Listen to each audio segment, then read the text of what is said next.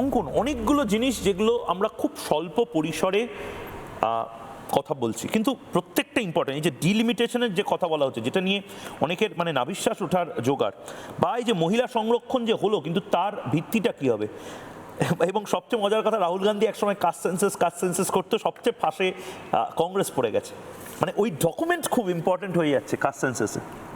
না, স্বাধীন ভারতবর্ষের আমরা যে আজকে সেন্সাসটায় ঢুকলাম, বা যে সেন্সাসের মধ্যে আজকে ভারতবর্ষের ইতিহাসটা বদলে যেতে চলেছে, এবং বহু বঞ্চনা পেয়েছে এমন জাতি, মানুষ, সমাজ, শ্রেণী, তাদের বঞ্চনার মনে হয় নিরসন ঘটতে চলেছে। কারণ যেমনটা তুমি বললে যে 1931-এর পর প্রথম সঠিক কাস্ট সেন্সাস আমরা এবছর পেতে চলেছি। এবং এটা আমাদের বুঝতে হবে, 1931 সালে কাস্ট খুঁজে পাওয়া গেছিল ভারতবর্ষের বুকে 4147টা। 2011 সালে যে শেষবারের মতো আমাদের সেন্সাস হয়েছিল, জনগণনা হয়েছিল, তখনও কিন্তু কাস্ট সেন্সাসটা এক প্রকারভাবে হয়েছিল, কিন্তু তার মধ্যে এত তথ্যগত বিচ্যুতি ছিল যে সুপ্রিম কোর্টের হস্তক্ষেপে সেই কাস্ট সেন্সাসটা প্রকাশ করতে পারেনি তদানীন্তন কেন্দ্র সরকার। তখন কাস্টের সংখ্যা দাঁড়িয়েছিল জাতি এবং উপজাতি মিলে 46 লক্ষ। এটা কখনো হতে পারে? মানে 4000 থেকে বেড়ে 46 লক্ষ হয়ে গেছিল। এবং মজাদার বিষয় হচ্ছে, তার মধ্যে তথ্যগত বিচ্যুতি, আমি দুটো রাজ্যের কথা উল্লেখ করছি। এই পশ্চিমবঙ্গে 80 লক্ষ মানুষকে মার্ক করা হয়েছিল যাদের কোনো জাতি ছিল না। তার এটা তো হতে পারে না, তার মানে জাতি ছিল না, মানে কোনো কাস্ট ছিল না, তাদের কোনো কাস্ট ছিল না। একটা সেন্সাস হয়ে গেছে, তাদেরকে কোনো জেনারেল কাস্টও করা হয়নি, তাদেরকে আনআইডেন্টিফাইড করা হয়েছে কাস্টের সেকশনে। আচ্ছা, মহারাষ্ট্রে এই সংখ্যাটা 1.2 করোড়, মানে 1,20,00,000। তাহলে এর মধ্যে নির্দিষ্ট সংখ্যক কিছু মানে ডিজার্ভিং এসসি, এসটি, ওবিসি মানুষ রয়েছেন যারা সেই কাস্টের যে প্রাপ্য সুবিধা তার থেকে বঞ্চিত হয়েছিলেন। এই একটি ভুল হয়েছিল। আচ্ছা, পোস্ট এনুমারেশন সার্ভেতে দেখা যায় যে বিভিন্ন রাজ্যে মানুষ যে তথ্য দিতে চেয়েছিলেন সেই তথ্যের তথ্যগত বিচ্যুতি রয়েছেন।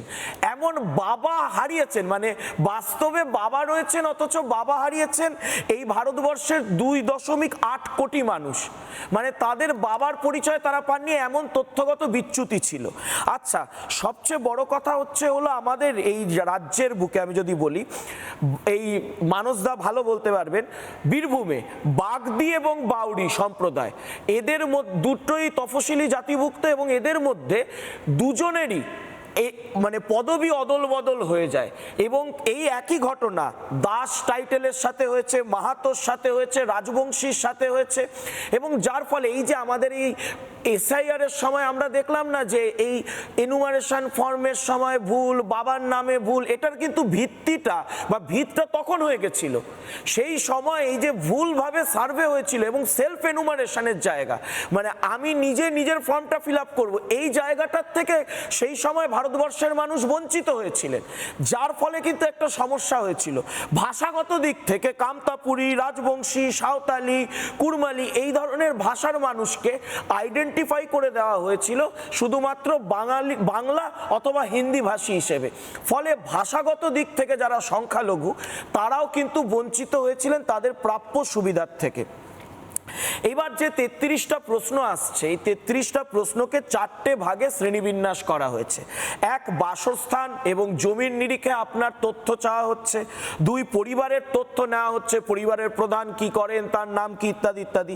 3, যেটা সব থেকে গুরুত্বপূর্ণ, মৌলিক সুবিধা, অর্থাৎ আপনার বাড়িতে আপনি কি প্রাথমিক সুবিধাগুলো পান, কিগুলো আপনি পান না, এটাকে কিন্তু যুক্ত করা হচ্ছে, যেগুলো এর আগের সার্ভেতে ছিল না, যার জন্য আপনি দেখেছেন আবাসে এত কোটি কোটি টাকার দুর্নীতি করতে পেরেছে তৃণমূল। এত মানে একজন মানুষ, সে তার কাছে, সরকারের কাছে তার তথ্যই নেই যে এই মানুষটার প্রকৃত পাকা বাড়ি আছে না এই মানুষটা এখনো কাঁচা বাড়িতে রয়েছে, এই মানুষটার বাড়িতে শৌচালয় আছে না এই মানুষটার বাড়িতে শৌচালয় নেই। এবং চতুর্থ হচ্ছে ডিজিটাল সুবিধা, অর্থাৎ আপনার বাড়িতে আপনার যে ভবিষ্যৎ প্রজন্ম তারা ডিজিটাল সুবিধা পাচ্ছে কিনা, বা সেইখানে ডিজিটাল সুবিধা পাওয়ানোর সেই অঞ্চলে অবকাশ রয়েছে কিনা, এই তথ্যটাও সরকার নিচ্ছে। কারণ আজ আজকের জমানাটা, আজকের যুগটা ডিজিটাল যুগ, এবং সবচেয়ে বড় কথা যে আমরা এই একবিংশ শতাব্দীতে দাঁড়িয়ে যখন নারীর সমানাধিকারের প্রশ্নে লড়ছি, যখন আমরা জেন্ডার ইকুয়ালিটির প্রশ্নে কথা বলছি, তখন যে 33% সংরক্ষণের মাধ্যমে আমরা ভারতবর্ষের নারী শক্তিকে একটি উত্থানের কাজ করার চেষ্টা করছি, সেটাও কিন্তু এই যে সেন্সাস, এই সেন্সাসের মাধ্যমেই হবে। সবচেয়ে বড় কথা, এবারের সেন্সাসের ডিজিটাল রেকর্ড থাকছে, অর্থাৎ আপনার কোনো তথ্য এর আগে কি হতো, আপনি হাইকোর্ট সুপ্রিম কোর্টে চ্যালেঞ্জ করলে বছরের পর বছর ঝুলে থাকতো। আপনার তথ্যটা সরকারের কাছে সঠিক আছে কিনা, আপনার পরিবারের তথ্য সরকারের কাছে সঠিকভাবে আছে কিনা, সেটার জন্য আপনাকে হাইকোর্ট সুপ্রিম কোর্টে কেস করে যেতে হবে না। আপনি নিজে ডিজিটালি সেটা দেখতে পাবেন নির্দিষ্ট সাইটে ঢুকে, এবং আপনি সংশোধন করারও জায়গা পাবেন। সুতরাং এবারের এই যে সেন্সাস হচ্ছে, নরেন্দ্র মোদী সরকারের উদ্যোগে অত্যন্ত একটি সদর্থক এবং অত্যাধুনিক সেন্সাস, এবং আমাদের সকলের উচিত, সমস্ত রাজ্যবাসী এবং দেশবাসীর উচিত সততার সাথে, নিষ্ঠার সাথে প্রত্যেকটা সত্য তথ্য ও পরিসংখ্যান তুলে ধরে এই কাজে সরকারকে সহযোগিতা করা।